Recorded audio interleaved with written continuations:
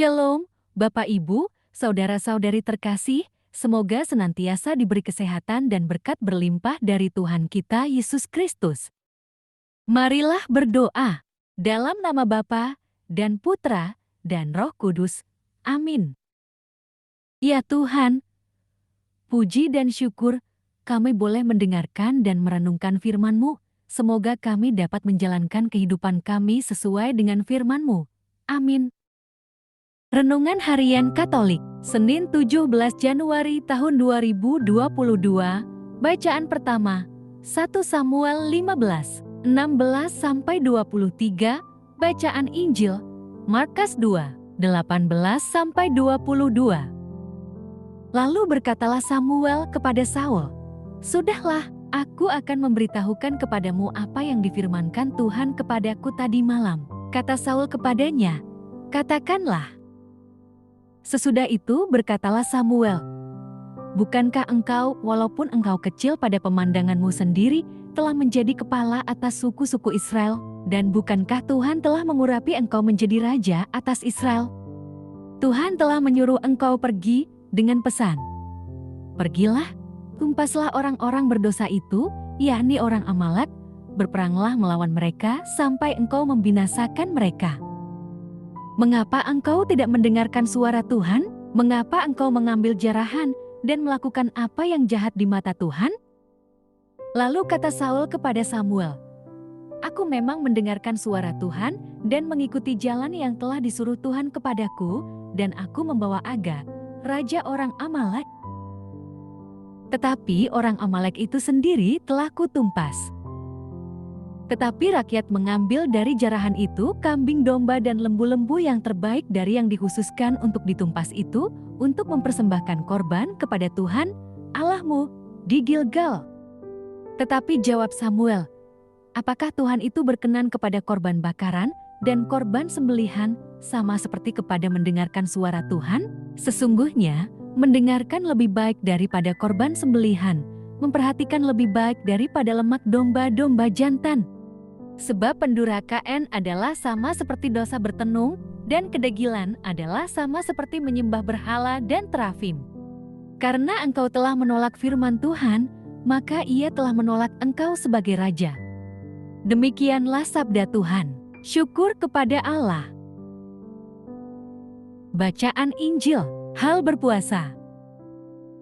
Pada suatu kali ketika murid-murid Yohanes dan orang-orang Farisi sedang berpuasa, datanglah orang-orang dan mengatakan kepada Yesus, "Mengapa murid-murid Yohanes dan murid-murid orang Farisi berpuasa, tetapi murid-murid-mu tidak?"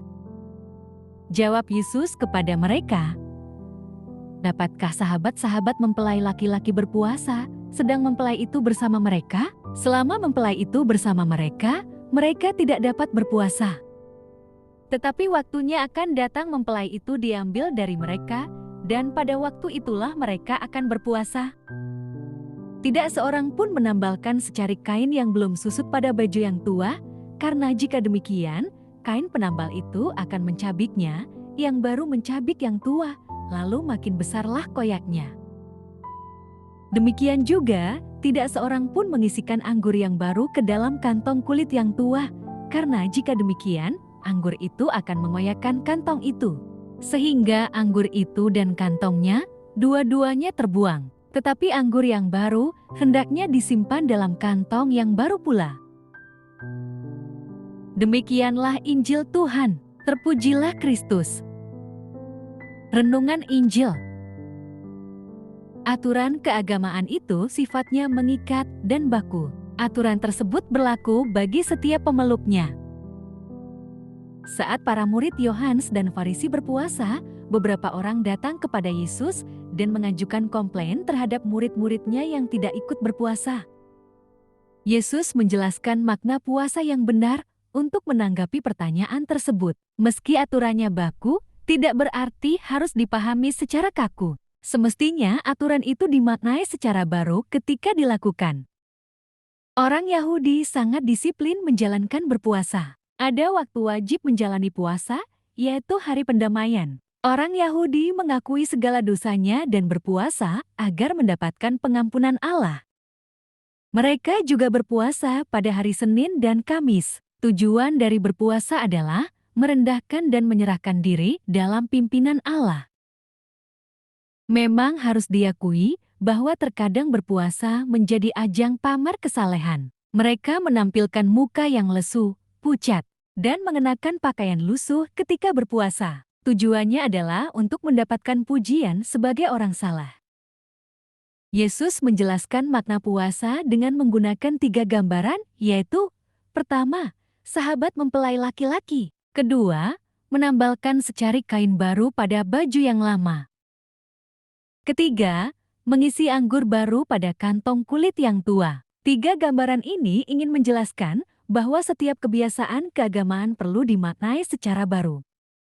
Bukan hanya menjadi pengulangan tanpa makna, sebaliknya memampukan orang merasakan pimpinan Allah dalam kehidupan sehari-harinya. Jangan biarkan kehidupan keagamaan kita menjadi kegiatan tanpa makna yang diulang terus-menerus tanpa penghayatan. Ibadah yang kita lakukan hendaknya dipahami dan dihayati dengan makna yang benar. Hal tersebut bukan hanya akan membuat kita bersuka cita, tetapi juga semakin dikuatkan dalam menjalani hidup sebagai umat Allah. Ibadah yang kita lakukan semestinya makin menjadikan kita tunduk pada kehendak-Nya, lebih mengasihinya, dan akhirnya memuliakannya. Ya Allah, semoga kami dikuatkan dalam melaksanakan kegiatan keagamaan dan kami dapat tunduk akan kehendak-Nya. Dalam nama Bapa, Putra, dan Roh Kudus. Amin.